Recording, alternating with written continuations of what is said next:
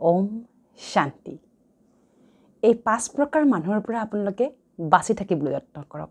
তেওঁলোকক একাষৰীয়া কৰি ৰাখিবলৈ যত্ন কৰক। পৰমাত্মাৰ মহাবাক্য সংগৰ ৰং। আমাৰ জীৱনৰ আধা আধি ভাগ্য আমাৰ বেয়া সংগৰ পৰাই বা ভাল সংগৰ পৰাই নিৰ্মাণ হ'ব পাৰে। গতিকে সংগ দুখ সকলোতকৈ হৈছে উত্তম দুখ দেই। কেতিয়াবা কি হয়, বহু মাতৃ পিতৃৰ মোলৈ ফোন আহে। বহুতে মোক কয় যে মোৰ ল'ৰাটো বৰ ভাল আছিল, এনেকৈ 2-এজনমান লগ ল'বলৈ আৰম্ভ কৰিলে আৰু তেতিয়াৰ পৰা মোৰ সন্তানটো বিপথে পৰিচালিত হ'বলৈ আৰম্ভ হ'ল। আচ্ছা, সকলোতকৈ ডাঙৰ সংগ কোন? আমি বাৰু বাহিৰৰ সংগৰ কথা পাতিম বাৰু, বাহিৰৰ সংগটো আছে, আমি স্কুল কলেজত যোৱাৰ পিছত সংগ পাওঁ, কিন্তু প্ৰথম সংগ কোন? সন্তানৰ মাতৃ পিতৃ। আৰু ঘৰখনত প্ৰত্যেকজনৰ আচলতে সংগ। সেইবাবে ঘৰখনৰ ভিতৰত সকলো সময়তে মেডিটেশ্যন কৰা, সেইকাৰণে ঘৰখনৰ ভিতৰত অন্তত বৃহস্পতিবাৰে বা ৰবিবাৰে ভোগ লগাই খোৱাৰ নিয়ম কথা সেইবাবে কৈ থাকোঁ। যেতিয়া ঘৰখনত আপুনি এইবোৰ কৰি থাকিব, সৎকৰ্ম কৰি থাকিব, আপোনাৰ সেই সৎকৰ্মৰ প্ৰভাৱ প্ৰতিটো আত্মাৰ গাত পৰিব আৰু লাহে লাহে প্ৰতিটো আত্মাই পাৰফেক্ট, একুৰেট, সৰ্বগুণ সম্পন্ন, সৰ্বপ্ৰাপ্তিৰে সম্পন্ন হৈ সমস্ত বেয়া সংস্কাৰৰ পৰা মুক্ত হ'বলৈ আৰম্ভ কৰিব। আৰু যেতিয়া প্ৰত্যেকটো আত্মা বেয়া সংস্কাৰৰ পৰা মুক্ত হ'ব, তেতিয়াই আপোনাৰ সংগই বেলেগৰ ভাগ্য নিৰ্মাণ কৰিব। আপুনি নিবিচাৰেনে যে আপোনাৰ সংগই বেলেগৰ ভাগ্য নিৰ্মাণ কৰক? হয়নে? গতিকে আমি এনেকুৱা এটা ব্যক্তিত্ব হ'ব বিচাৰোঁ ন, যে কাৰোবাৰ ভাগ্যই আমি সলনি কৰি পেলাব বিচাৰোঁ।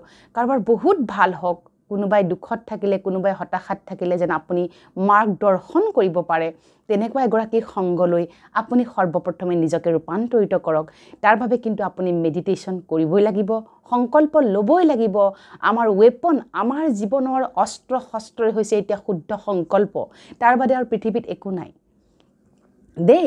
আমি সকলো সময়তে দা কটাৰী সেই বন্দুক বাৰুদ লৈ ঘূৰি ফুৰিব নোৱাৰোঁ নিজৰ ছেফটিৰ কাৰণে, হয়নে? কিন্তু কি কৰিব পাৰোঁ আমি এতিয়া? বন্দুক বাৰুদ বা এই দা কটাৰী ইত্যাদিবিলাক কি? সেইবিলাক হৈছে যে আমি কেতিয়াবা ক'ৰবাত নিজকে প্ৰতিৰক্ষা কৰিবলৈ বা কিবা এটা ভয়ংকৰ আক্ৰমণৰ পৰা ৰক্ষা পাবলৈ আমি সেইবিলাক লৈ ফুৰিব পাৰোঁ। কিন্তু আজি মনুষ্য জীৱনৰ সকলো সময়তে এটা ৱেপনৰ দৰকাৰ হৈছে বুলি আপুনি ভাবেনে? ৱেপন মানে কি? এটা অস্ত্ৰ শস্ত্ৰ। কেনেকুৱা ধৰণৰ? মানসিক অস্ত্ৰ শস্ত্ৰ। সেইবিলাকতো শাৰীৰিক অস্ত্ৰ শস্ত্ৰ, সেইটোতো শৰীৰটোক ৰক্ষা কৰিব, শৰীৰটোকহে ৰক্ষা কৰিব সেইটো বস্তুৱে, কিন্তু আপোনাৰ মনক যোনে ৰক্ষা কৰিব তাক আমি নাম দিছোঁ ৱেপন। স্পিৰিচুৱেল ৱেপন হৈছে শক্তিশালী সংকল্প।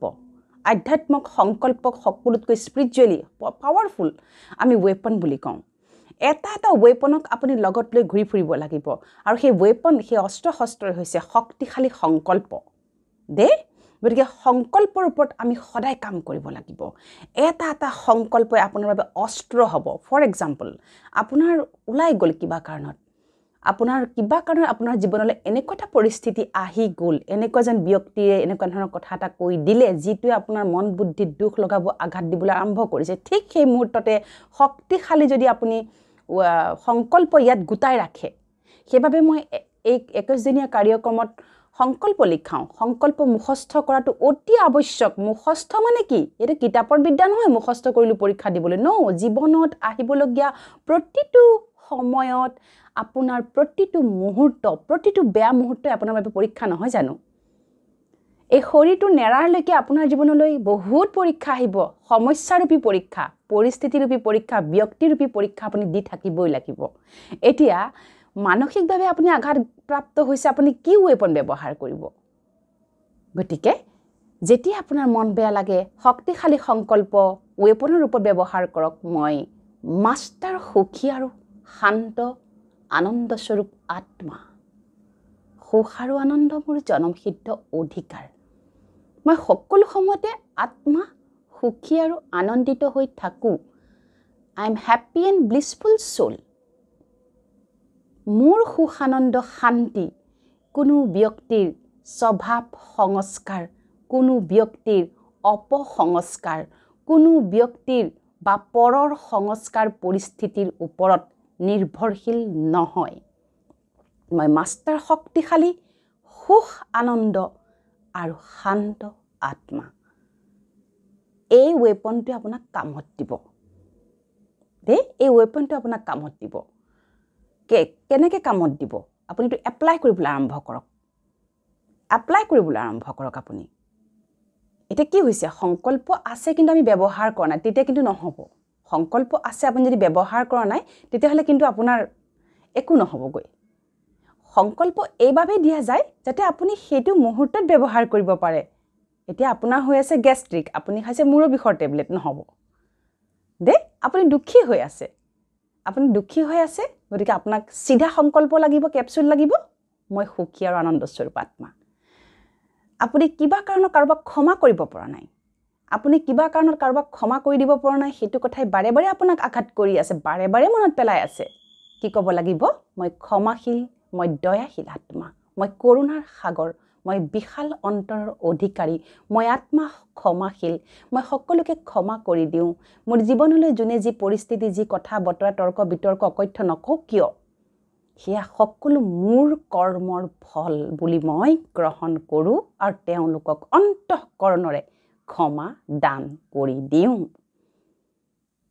দে এয়া হৈছে ৱেপন সংকল্পক ৱেপনৰ দৰে ব্যৱহাৰ কৰিবলৈ আৰম্ভ কৰকচোন আৰম্ভ কৰক ই আপোনাৰ জীৱনত যাদুৰ দৰে সুখ শান্তি আনন্দ শক্তি প্ৰাপ্তি দিব্যতা পবিত্ৰতা স্থায়ী কৰিবলৈ আৰম্ভ কৰিব দে দ্বিতীয়তে কি কলো 5 প্ৰকাৰ মানুহ 1 নম্বৰতে এনেকুৱা মানুহৰ পৰা আপুনি কিনাৰা কৰক পৰমাত্মাই কয় কিনাৰা কৰা বুলি কয় পৰমাত্মাই যে যিয়ে অনৰ্গল বেলেগৰ কথা আপোনাৰ লগত পাতিবলৈ ইচ্ছা প্ৰকাশ কৰে দে আনৰ কথা মানে কি বেলেগৰ বেয়া গুণেই নহয় সাপোজ আপুনি কোনোবা এটা অনুষ্ঠানত বহি আছে আপোনাৰ কাষতে 2-3 গৰাকী আহি বহিলহি ফৰ এক্সাম্পল আপুনি ক'ব স্কুলত সন্তান থবলৈ গৈছে আপোনাৰ লগতে 4-5 গৰাকী গুট খালে দে গুট খাইতে কি কথা পাতিছে পৰৰ কথা মানে কি পৰৰ স্থিতিৰ কথা এইটো হ'ব পাৰে কিবা সমাজত চলি থকা কথাও হ'ব পাৰে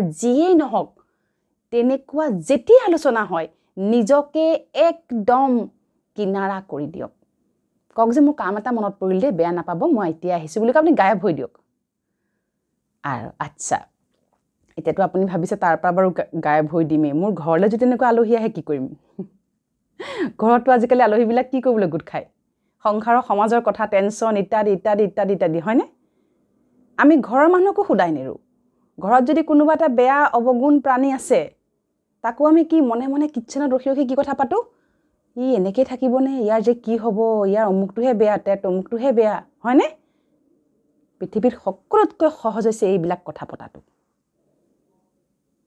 গতিকে কেতিয়াও কোনো কাৰণত যি আত্মাই যি সংস্কাৰ লৈ আহিছে ভাগ্য লৈ আহিছে যদি পাৰে আশীৰ্বাদ দিয়ক তাৰ ভাল হওক কল্যাণ হওক আৰু যদি নোৱাৰে মৌন হয় তাৰ পৰা আঁতৰি দিয়ক দে গতিকে সাৱধান দ্বিতীয়টো ইয়াৰ লগতে সংগতি থকা কথা কওঁ ছ'চিয়েল মিডিয়াত যেনেকৈ যি চলি নাথাকক কিয় আপুনি যদি তাত কিবা মন্তব্য ৰাখিব বিচাৰে এনেকুৱা মন্তব্য ৰাখক যিটো মন্তব্যই কাৰোবাৰ কল্যাণ সাধন কৰিব পাৰে আৰু য'ত মন্তব্য ৰখাৰ প্ৰয়োজন নাই তাত আপোনাৰ শুভকামনা শুভভাৱনা আশীৰ্বাদ এৰি পেলাই স্কিপ কৰি দিয়ক ভাল হওক ঠিক হওক যি চলি আছে তেওঁলোকৰ কল্যাণ হওক শুভ হওক দ্যাটছ ইট ইমানেই আমাৰ কাম দে নকৰিব কি ক'লো প্ৰথমটো কোন যোনে সৰু কথাক বিস্তাৰত আপোনাৰ ওচৰত ক'বলৈ ভাল পায় মছলা লগায় যোনে অনবৰতে সমাজত হৈ আছে ইয়া হৈ আছে বুলি যোনে অনবৰতে হাঁ হুমুনিয়া চাৰি থাকে তেনে মানুহৰ পৰা আঁতৰি থাকক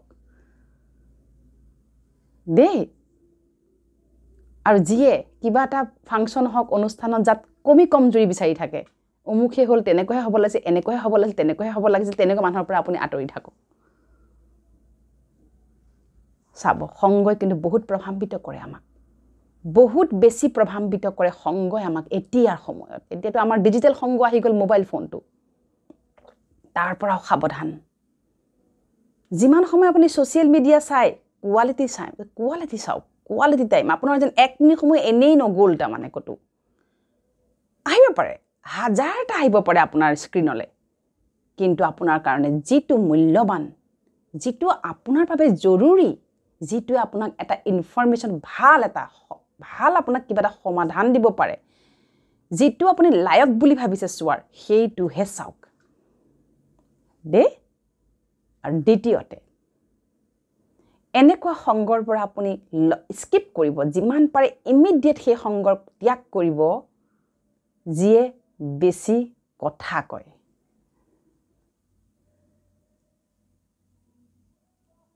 তাৰ মানে সেই ব্যক্তিজন বেয়া নহয় দেই। আকৌ কৈছোঁ, যোনে লোকৰ কথা পাতে, লোকৰ চৰ্চা কৰে, লোকৰ খালি কমজুৰি দেখে, সেই ব্যক্তিজন বেয়া নহয়। সেই বেচেৰা আত্মাই লৈ অহা অপসংস্কাৰ এটা তেওঁৰ গাত লম্ভি আছে, সি আপোনাক এট্ৰেক্ট কৰিব। সেইবাবে তেওঁৰ পৰা আঁতৰি থাকিব দিছোঁ। ব্যক্তিজনক ঘৃণ নকৰিব। তোমাৰ বহুত ভাল হওক, তোমাৰ কল্যাণ হওক, তুমি অপসংস্কাৰৰ পৰা মুক্ত হোৱা, তুমি এই বেয়া তোমাৰ যিটো স্বভাৱ চৰিত্ৰ আছে তাৰ পৰা সোনকালে যেন মুক্ত হোৱা। পৰমাত্মা ঈশ্বৰ আল্লাহ গড ভগৱান তেওঁৰ আশীৰ্বাদ তোমাৰ লগত আছে, সদা আছে। That's it. তৃতীয়তে, যি আত্মাই বেছি সময় ঘৰত নাথাকে, অলিয়ে গলিয়ে বাহিৰে সমাজে ক'ৰবাত কোনো উদ্দেশ্যবিহীনভাৱে ঘূৰি ফুৰে, উদ্দেশ্যবিহীনভাৱে আড্ডা মাৰি ফুৰে, উদ্দেশ্যবিহীনভাৱে বজাৰ সমাৰ কৰি থাকে, যোনে য'ত মাতাতে উৰণীয়া পক্ষী হৈ দৌৰ মাৰে, যাৰ সন্ততিৰ প্ৰতি সংসাৰৰ কমপ্লেইনেই দেখে, অভিযোগ খালী, যি অভিযোগমুখী আত্মা, তেনেকুৱা আত্মাৰ পৰা আপুনি সংগ কাটি থাকিব দেই। তাৰমানে অপসংস্কাৰক এট্ৰেক্ট কৰে, সেইটোৱে ল' অফ এট্ৰেকশ্যন। আপুনি যাৰ লগত বেছি সময় থাকিব, তেওঁৰ সম্পূৰ্ণ অপসংস্কাৰে আপোনাক এট্ৰেক্ট কৰিব। আৰু যাৰ পজিটিভিটি, সেইবাবে কয় যে ভাল সংগৰ লগত থাকিলে আপোনাৰ ভাল হৈ যাবও পাৰে। সেই যে সৰুতে পঢ়িছিলোঁ যে ভাটৌটো, এজনে কি সংস্কাৰ শিকাইছিল, আহক বহক, হয়নে? আৰু এজনে কি ধৰ মাৰ। ঠিক তেনেকুৱা ধৰণৰে দেই। গতিকে নকৰিব। আৰু চতুৰ্থতে, যাৰ ঈশ্বৰৰ প্ৰতি আস্থা নাই,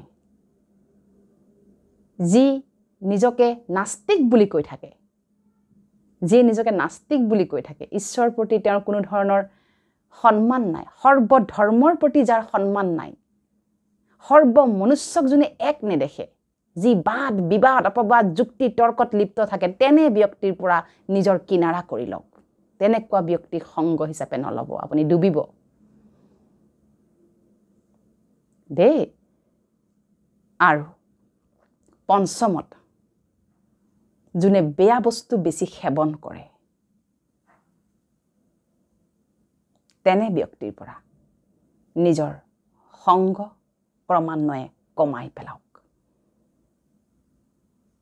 আপুনি জীৱনত বহুত পৰিৱৰ্তন আহিব, আপোনাৰ বহুত পৰিৱৰ্তন আহিব।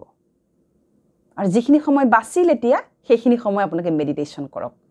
এটা কথা মই আজি গেৰাণ্টেড ক'ব বিচাৰিছোঁ, যদি সুখ শান্তি আনন্দ শক্তি পবিত্ৰতা দিব্যতা কিবা লাগে, এটা সংস্থাই আপোনাক দিব পাৰে। আৰু পৃথিৱীত এনে কোনো সংস্থা নাই যিয়ে এই শান্তি আপোনাৰ মন মস্তিষ্ক আত্মাত এষ্টাব্লিছ কৰিব পাৰিব। সেয়াই হৈছে কেৱল ঈশ্বৰীয় প্ৰজাপিতা ব্ৰহ্মকুমাৰী বিশ্ববিদ্যালয়। চাওক, এয়া কোনো ধৰ্মীয় মাৰ্গ নহয়, ইয়াত কোনো কনভাৰ্চন নহয় দেই। ইয়াত কেৱল মৌন ব্ৰত শিকোৱা যায়। আৰু আমাৰ জীৱনৰ শক্তিশালী স্পিৰিচুৱেল অস্ত্ৰই হৈছে মৌনতাৰ সমান শক্তিশালী পাৱাৰ এই পৃথিৱীত একো নাই। Silence is a biggest power. Silence is the biggest power. য'ত চাইলেন্স তাতহে চাইন্স। গতিকে silence is the biggest power. য'ত চাইলেন্স তাতেই নৱসৃষ্টি দেই। য'ত যদি আপোনাৰ মন বুদ্ধি চাইলেন্স হৈ থাকে, তাতে আপোনাৰ নতুন কৰ্মৰ নিৰ্মাণ হ'ব। যেতিয়ালৈকে ইয়াৰ পৰা চোৰ কমিব, হুলস্থুল কমিব, মন বুদ্ধি শান্ত শীতল আৰু স্থিৰ হ'ব, তেতিয়া আপোনাৰ নতুন আপোনাৰ কৰ্ম নিৰ্মাণ হ'ব দেই। সেইবাবে আপোনাৰ কাষত থকা ঈশ্বৰীয় প্ৰজাপিতা ব্ৰহ্মকুমাৰী বিশ্ববিদ্যালয়লৈ গৈ আপুনি অনতিপলমে ৰাজযোগ প্ৰশিক্ষণটো লওক দেই। চিন্তা কৰিব নালাগে, সি আপোনাৰ একো জীৱনৰ পৰিৱৰ্তন নকৰে, আপোনাক কাকো ত্যাগ নকৰোৱাই, একোৱেই নহয়গৈ। মাত্ৰ আপোনাক আপোনাৰ ভিতৰত থকা সেই ৰিপুবিলাকৰ পৰা মুক্ত কৰিব। আপুনি নিবিচাৰে জানো পঞ্চ ৰিপুৰ পৰা আপুনি মুক্ত হ'বলৈ অন্তিম সময় সমাগত হয়নে মৃত্যুৰ আগত ৰাম নাম লৈ লাভ নাই মৃত্যুৰ আগত গীতা শুনাৰ কোনো মই ভাবোঁ কোনো তাৰ গধুৰ মহত্ব থাকিব নোৱাৰে দেই গতিকে জীৱনটোক এতিয়াৰ পৰাই শ্ৰেষ্ঠ উচ্চতম সৰ্বপ্ৰাপ্তিৰে ভৰপূৰ কৰি তোলক মানসিক অশান্তি অসূয়া মিনিটৰ কাম আপোনাৰ বাবে হৈ পৰিব তালৈ যাওক আৰু ৰাজযোগ শিকি প্ৰেক্টিছ কৰক নিজৰ জীৱনত আপুনি সেইটোক লাগু কৰক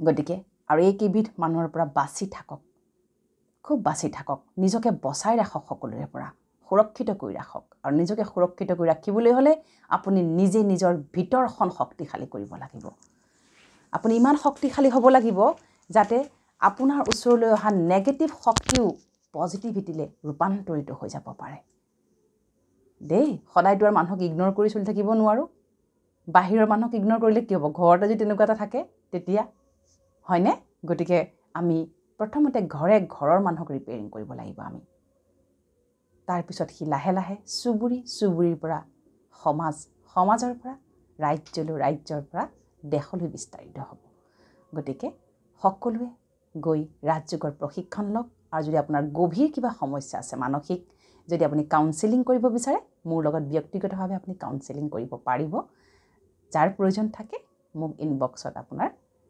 পৰিচয় আৰু আপুনি মোক ইনবক্সত নম্বৰটো লৈ ল'ব আচ্ছা ওম শান্তি